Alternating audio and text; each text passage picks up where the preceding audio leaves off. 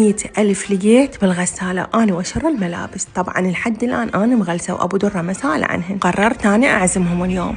فلوس عمك ما يهمك. فقلت لهم أنا اليوم عازمتكم على العشاء. طلعنا أو أبو درة طريق كله يسمع حزين، يمكن قلبه حس الفلوس مالاته. وهنا وصلنا شارع فلسطين. طبعا أنا حيل أحب شارع فلسطين، ودائما أغلب النواقص أشتريها من هناك. بس شنو كانت كلش وازدحام ويا الجهال مترات. هاي أول وآخر مرة أخذهم وياي. وشفنا هاي الزرعات الحلوة، وطبعا أخذت هاي البلابة.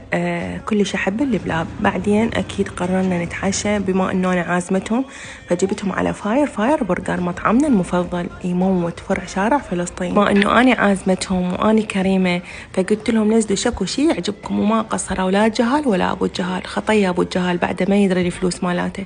المهم وصل الأكل وكان كلش طيب. بالنسبة للستريبس، بالنسبة للبرجر، الريزو كلش طيب. كلش أنصحكم به إذا حابين تجربونه. فهذا فرحهم بشارع فلسطين. شي أحب أبرد ذمتي وأقول لك أبو درة ترى حلال وحلالك واحد، بس هاي كانت فلوسك.